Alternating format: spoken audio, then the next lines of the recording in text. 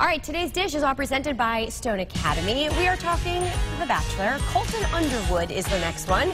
And you could say third time's the charm. Yeah, so Colton, he's a former NFL player, and he made headlines on Becca's season of The Bachelorette for two big reveals here. That one, he was a virgin, and two, that he casually dated former Bachelor contestant and her friend, drama, Tia Booth, before joining the show. Now, he reconnected with Tia on this season of The Bachelor in Paradise, but then broke up on the show, sadly. But now Underwood says they've both moved on. That's one thing that I took pride in on both seasons, is just being true to who I am. And I think it took all of that to get to where I'm at now and know who I am as a person and know what I want in a life partner.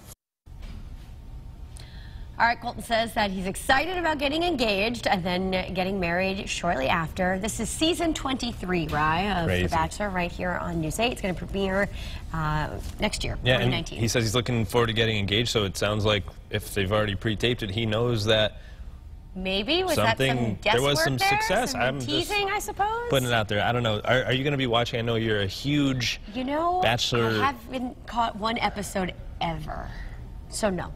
Okay. I'm sorry. I know.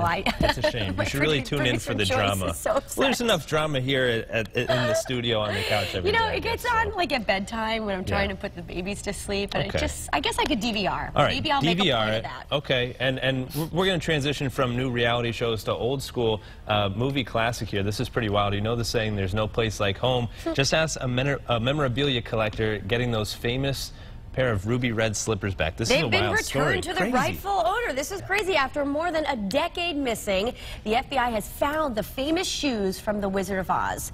The shoes disappeared from the Judy Garland Museum in Grand Rapids, Minnesota, back in 2005.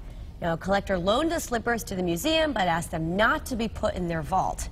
That was the problem. Crazy. And the shoes are one of four owned by Judy Garland back when she did the actual movie. Well, there were four different pairs. A lot of people have seen the ones in the Smithsonian. Yeah, that was like the highlight of this trip when I went there. When you went in the past, and it's crazy because these ones, being one of four, they're worth $2 to $3 million, but there's no word on anyone will be charged or the Wicked Witch of the West is to blame. So, to be determined, I guess.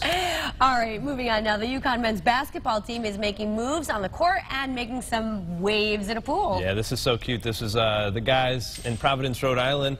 They had some off-season fun when they decided to take their skills into the deep end. Take a peek. Oh,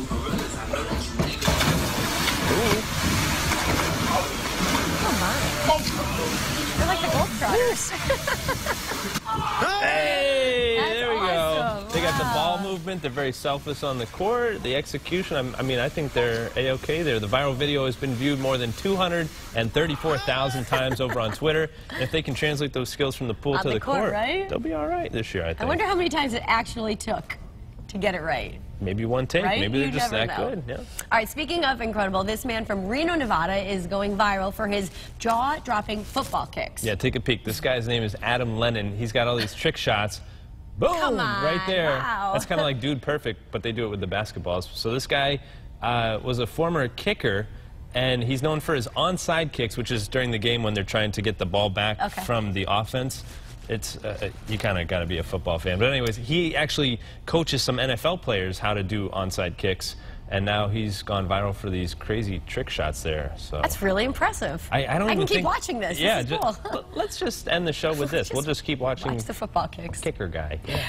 Dunkin' Donuts got some backlash after a Boston area store served coffee in, get this, Eagles coffee cups instead of the Patriots cups. That's a tough cup to swallow there. The cups showed the Eagles logos that read "World Champions" for Patriots fans. It was a painful reminder, of course, of their defeat in this year's Super Bowl. And to make matters worse, Dunkin' Donuts is founded in Massachusetts. It's a Boston company. How could that happen, right? I don't know. And then Dunkin' Donuts says they're going to look into it a little bit. But how can a cup from Philly end up in... There must have been it's an inside job. I think. There must have been an Eagles fan somewhere. It's got to be, yeah. All right.